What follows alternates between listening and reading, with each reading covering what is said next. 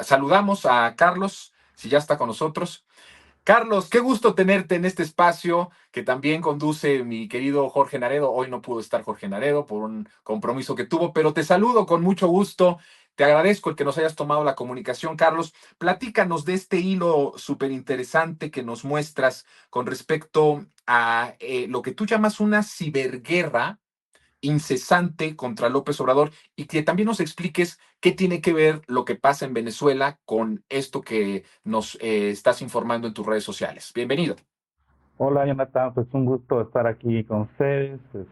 Ahorita no está Jorge, pero igual un saludo a la distancia, grandes compañeros de la comunicación alternativa, ¿no? Como se denomina eh, desde hace un tiempo.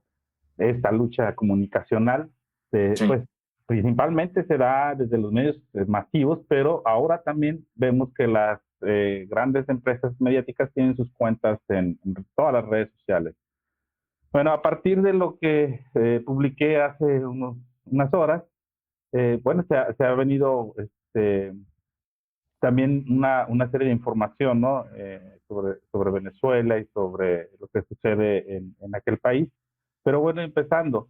Lo primero es esta, digamos, esta denuncia o esta, digamos, poner el dedo en la llaga sobre lo que está pasando desde hace ya varios años. No es digamos, de esta semana o de estos meses, sino que ha venido siendo el presidente López Obrador el objetivo de una ciberguerra, que ya te decía, data de varios años. Incluso, pues esta ciberguerra que se empezó en los medios tradicionales, ahora se exponencia en las redes sociales. Por ejemplo, vemos ahí cómo estas redes de fake news y de ataques se conforman a través de diversas narrativas que tratan de imponer a diario.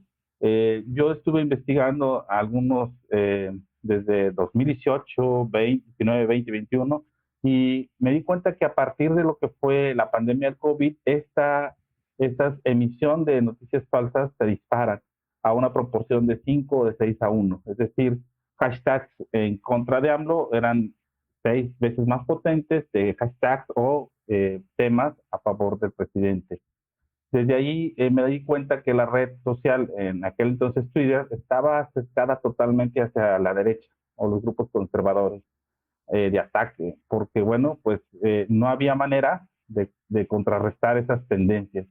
Estas tendencias, como describo en el tweet, pues se sustentan en dos dinámicas. La primera dinámica es un grupo de cuentas que parece que son orgánicas, las que estamos viendo ahorita en este instante. Este grupo de cuentas, digamos, se ubica en el núcleo de la red, es decir, en el mero centro de la red.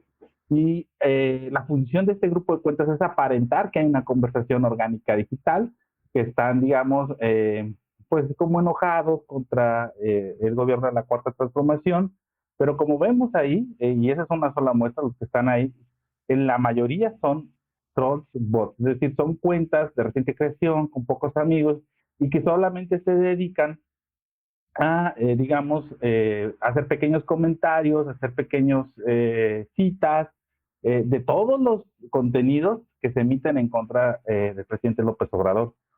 Participan en todos los hashtags anti-AMLO y bueno, pareciera que son, digamos, orgánicos porque se interactúan entre sí.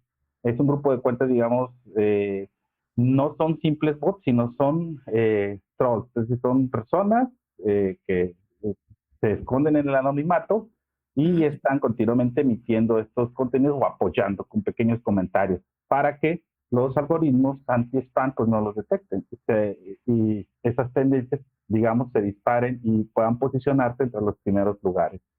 El segundo grupo de cuentas, la segunda dinámica que estoy ahí evidenciando, pues es un grupo de cuentas mucho más extenso que su única función es dar retweet directamente a todos los contenidos. Es decir, ellos no comentan, no hacen esta interacción entre cuentas, sino simplemente están programadas, ahí sí la mayoría son bots, programadas para cuando se emita un contenido anti-AMLO, retuitearlo.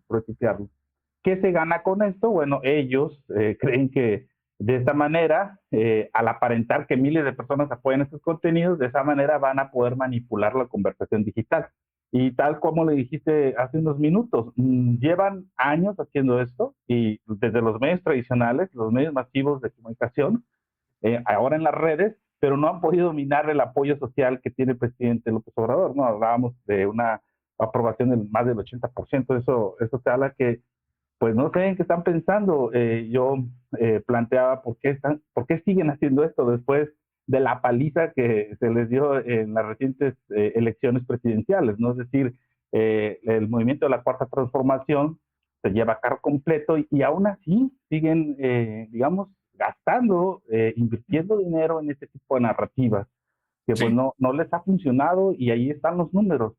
Yo decía, bueno, pasaron de la esquizofrenia, es decir, todo lo que tenía que ver con López Obrador, la cuarta transformación, ahora que, bueno, pues está en plena transición de gobierno con la doctora Claudia Sheinbaum, siguen insistiendo. ¿Cuál será el motivo? Bueno, esa es una buena pregunta. Yo al menos tengo una hipótesis de decir, bueno, aprovechando la coyuntura de momento en Venezuela, porque si lo vemos en esta análisis ya de texto, es decir, para poder determinar la narrativa, pues se tiene que hacer un análisis más profundo. Y eso es lo que vemos en la pantalla, ¿no? Y vemos cómo ellos tratan de jalar la situación en Venezuela y la detención también del Mayo Zambada hacia lo que ellos tienen como estrategia de ataque contra el gobierno de López Obrador.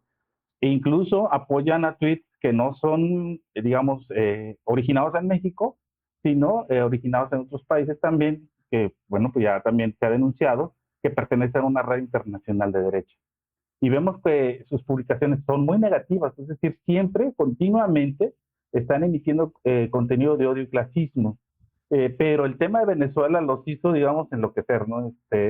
Entonces hablamos ya de una esquizofrenia hacia también a las alucinaciones, porque ahora también tratan de construir una narrativa de decir, ¿saben qué? A nosotros ganamos en la elección del 2 de junio, la reciente elección presidencial, pero no nos organizamos como allá en Venezuela, donde el grupo conservador alega tener un porcentaje de actas y con ese porcentaje de actas dice que ellos ganaron. Entonces, fíjate cómo tratan de jalar los sucesos de Venezuela hacia México y luego además dicen, bueno, te decía, en plena transición de gobierno democrática, todavía dicen que el presidente es un dictador, ¿no? Entonces, esa es la derecha mexicana. Pareciera que sus estrategias también se basan en lo que sucede en otros países. Por ahí también se ha definido, ¿no? Muchas veces a esta derecha como carroñera, es decir, esperando que sucedan cosas negativas dentro de las narrativas que ellos están impulsando, que impulsaron estos días en el tweet principal. Podemos ver cómo en recientes días pues hubo lluvias intensas en el Valle de México y se inundó un acceso del área de carga del AIFA, un acceso. Y con eso bastó para decir que todo el AIFA estaba inundado, ¿no? Ya habían emitido otros tweets, también noticias falsas de que caía un plafón del techo, que resultó ser un aeropuerto en España, creo. Entonces, continuamente están pues esperando estos eventos trágicos negativos para poder, digamos, manipularlos y orientarlos hacia los ataques en contra de López Obrador. Otras narrativas son sobre la deuda, que ellos están ahora también construyendo que el gobierno de López Obrador va a dejar una deuda de 7 veces mayor a la que recibió. Entonces, digo, todas estas cosas que tú las lees y dices, bueno, ¿quién se las creerá? Sí. Y que ya han sido desmentidas, ¿verdad?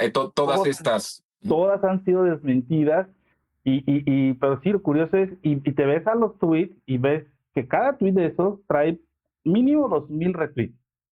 Entonces, cuando alguien analiza, vamos a suponer que alguien analiza de otro país y dice, bueno, es como está México, una referencia rápida pues es analizar las redes. Claro. Y entonces vas y te dices, oye, mira, estas tendencias en contra del gobierno están mínimo de 2,000 retweets, 6,000, 8,000. oye, algo Cierto. está pasando, o sea, Ujú. el gobierno de López Obrador está perdiendo su apoyo, está, digamos, sucediendo un movimiento, ¿sí?, en contra del gobierno, pero no es así, la realidad es distinta, los porcentajes de votos obtenidos hace 2 meses, pues derrumban todas esas narrativas y esas estrategias, pero ellos siguen insistiendo. Por eso digo, es una guerra incesante que no saben a dónde va a parar porque, pues ahorita digamos, en la cercanía, pues la única que hay, creo que son 2 elecciones locales que vienen, no sé si el próximo año, pero en el plano electoral no tienen nada que hacer. Entonces, Sí. ya quizás aprovechan un poco el impulso en Venezuela. Acordémonos que 2 o 3 días antes de las elecciones también trataron de propagar, o sea, bueno, la propagaron, la noticia falsa de un golpe de Estado por parte del general Luis Crescencio Sandoval. Entonces, Sí, a lo es mejor verdad. ellos, a lo mejor ellos intentan montarse en este tipo de eventos, porque sabemos que la derecha lo que adora, más que las elecciones y la democracia, lo que adora son los golpes de Estado. Entonces, pues quizá por ahí ellos sigan, digamos, tratando de esperar un evento de este tipo, ¿no?, en México. Claro. A ver, quisiera que puntualizaras algo que no me quedó muy claro, a ver si le entendí y que me digas. ¿Detectas estas redes grandes anti-AMLO que pueden ser de estos trolls o de estos robots que están retuiteando constantemente o citando tweets de medios, de cuentas verificadas de medios de comunicación hegemónicos y de sus comentaristas? ¿Esto me quieres decir que si, por ejemplo, Joaquín López Dóriga escribe una crítica o publica una fake news, que es tan característico también de López Dóriga hacerlo, muchos del alcance que se tiene es por esta red de la que me estás hablando entre trolls y entre robots, Claro, incluso ¿no? te recordarás cuando sacaron el hashtag de Todos Somos Lore. Sí, Eso dio una investigación, bueno, incluso en aquel entonces todavía alcancé a hacer una geolocalización de, de muchas cuentas que participaron en ese hashtag. Y ahí hice, por ejemplo, un análisis que he referenciado de todo, fue para que nos acordemos, ese hashtag Todos Somos Lores tuvo un alcance directo de más de 1.5 millones de retweets. O sea, eso no se había visto en los tiempos cuando estaba, ¿te acuerdas del caso en defensa de Aristegui? sí, Y que en aquellos años, pues, todavía, digamos, oculta o mimetizada, pues era sí. apoyada por los grupos de pro AMLO, Sí, de izquierda, de pro de AMLO, claro. izquierda. Sí, y Ujú. ahora, bueno, pues, entonces se me hizo muy curioso, es decir, cómo en aquel entonces una periodista que fue apoyada por grupos de izquierda, y ahora porque eso tienen, ellos tratan siempre de emular lo que ha funcionado del lado de la izquierda. Mm. Su estrategia también se basa en eso, es decir, qué ha funcionado del lado de lo social, del orgánico, y ellos tratan siempre, digamos, de canalizar cierta indignación o casos, o convertirlos en casos de indignación para que puedan explotar viralmente de forma orgánica. Al no conseguirlo, pues los inundan de redes de trollbots.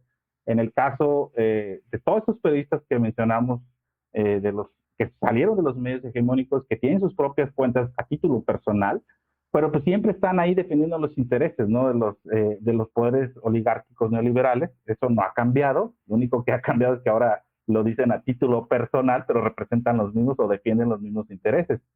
Y te decía, esa cuenta, ese hashtag que parecía orgánico, a la hora de analizarlo, era increíble la sincronización de miles, de centenas de miles de cuentas apoyando ese hashtag. O sea, si nosotros nos vamos a la primera imagen, se forman estos racimitos, que se puede decir racimos, y ahí, por ejemplo, JJ Díaz Machuca, su narrativa son de inundación del AIFA, la protección al narco. Mario Constanzo sobre la deuda. Pero te fijas que se van formando estos pequeños grupos o clústeres, son Por pequeños tema. por tema exactamente. Cada Ajá, clúster, sí. cada clúster agrupa, Oh, entre 4,000 o 8,000 retweets. ¿Sí? Los clústeres, por eso te decía que los clústeres de Carlos Loret de Mola, sus clústeres son arriba de 15 o 20,000 retweets.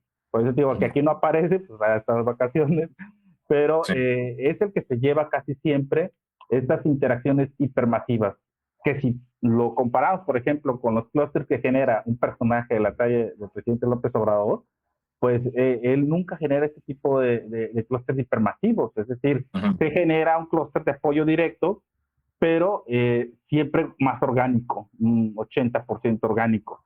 Y en cambio ellos es al contrario, un 20% orgánico y un 80% artificial, sí, tratando siempre de engrandecer y de decir y de presentar números. Recuerda que al final de esto, ellos, pues no sé quién les cree estos números, pero a lo mejor ellos, es una hipótesis personal que tengo, y dicen, mira, yo tengo un alcance de 30 millones, yo tengo un alcance de tanto, a mí ujú, mis tweets promedio, tengo 30,000 retweets promedio, sí, pues digo, tontos son los que le compran esas cosas, ¿no? Porque ya lo hemos dicho, la viralidad no es exclusiva de los retweets ni del alcance, sino más bien de las interacciones que tejes con otros usuarios. Esa es la ujú. verdadera viralidad.